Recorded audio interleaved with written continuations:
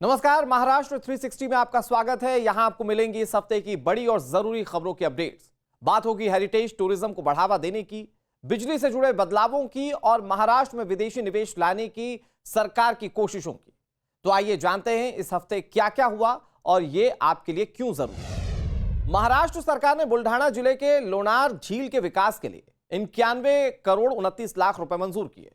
यह झील एशिया की इकलौती बेसाल्ट क्रेटर झील है और रामसर साइट के रूप में भी जानी जाती है। अब राज्य सरकार इसे यूनेस्को वर्ल्ड हेरिटेज साइट का दर्जा दिलाने की कोशिश कर रही है। लोनार प्रोजेक्ट से गाइड, होटल कारोबार और स्थानीय अर्थव्यवस्था को नए मौके मिलेंगे।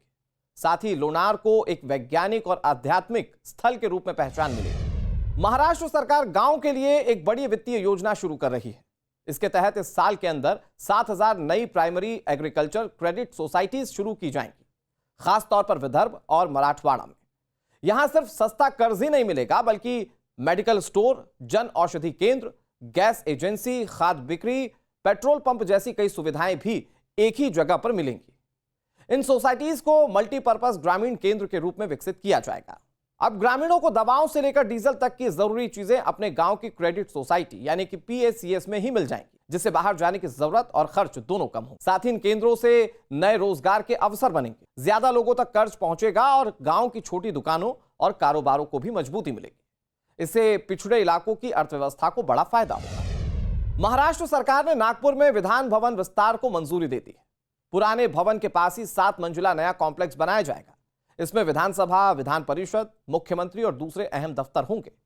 पास में मंत्रियों के लिए 14 मंजिला दफ्तर टावर भी बनाया जाएगा। नागपुर में बनने वाला नया विधान भवन राज्य शासन को एक जगह लाकर उसे और बेहतर बनाने की दिशा में बड़ा कदम है।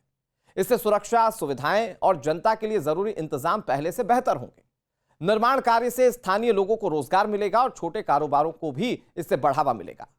विधायकों और आम लोगों दोनों के लिए यह जगह और सुविधाजनक हो पाएगी।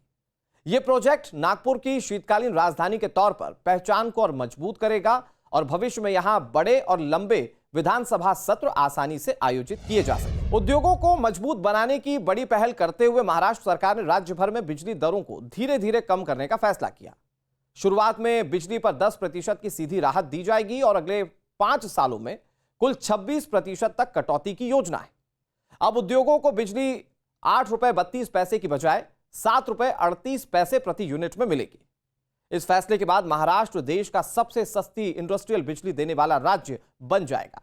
गुजरात 8 रुपये 98 पैसे, आपला कमी झालेला दर 8 रुपये 32 पैसे आहे। कर्नाटक 7 रुपये 75 पैसे आहे, आपला 8 रुपये 32 पैसे कर्नाटक पेक्षा आपला जास्त आहे। पण आता दरवर्षी तो कमी होणार आहे आणि आपला दर होणार आहे हा 7 रुपये 38 पैसे। म्हणजे तमिळनाडू 9 रुपये 4 पैसे, आपण 7 रुपये 38 पैसे, गुजरात 8 रुपये 98 पैसे, आपण 7 रुपये 38 पैसे, कर्नाटक 7 रुपये 75 पैसे, आपण 7 रुपये 38 पैसे। त्याच्यामुळे इतर सगळ्या राज्यांपेक्षा आता आपला हा दर या ठिकाणी निश्चितपणे कमी होणार आहे। अब बड़े उद्योग हो या छोटे कारोबारी, शहर हो या गांव, सभी इंडस्ट्रियल यूनिट्स बिजली की बचत को नए रोजगार और कारोबार बढ़ाने में लगा सके। मुख्यमंत्री देवेंद्र फडणवीस ने टेस्ला के मुंबई शोरूम लॉन्च के मौके पर एक बड़ा मौका मानते हुए एलन मस्क से सीधे अपील की कि वे टेस्ला की मैन्युफैक्चरिंग और R&D यूनिट महाराष्ट्र में लगाएं। उन्होंने मुंबई को देश की आर्थिक राजधानी, इनोवेशन और ईवी सेक्टर का हब बताते हुए टेस्ला को हर जरूरी सहयोग देने का भरोसा भी दिलाया। I think this is not just inauguration of an experience center, but it is a statement that Tesla has arrived, a statement that Tesla has arrived in the right city, in the right state. That is the state of Maharashtra and the city of Mumbai, which is the entrepreneur capital of India, not just financial, commercial and entertainment capital, but also the entrepreneur capital of India. अगर Tesla Maharashtra में अपनी unit शुरू करती है तो automobile suppliers, take कंपनियां और हजारों स्किल्ड वर्कर्स को सीधा फायदा होगा। इससे इलेक्ट्रिक मोबिलिटी के क्षेत्र में महाराष्ट्र की ग्लोबल पहचान और मजबूत हो पाएगी। तो ये थे महाराष्ट्र 360 में इस हफ्ते के सबसे बड़े अपडेट्स। हम आगे भी इन खबरों पर नजर रखेंगे और आपको बताते रहेंगे कि जमीनी स्तर पर क्या बदलाव आ रहे हैं। अगले हफ्ते फिर मिलेंगे, तब तक आप अपना ख्याल रखें।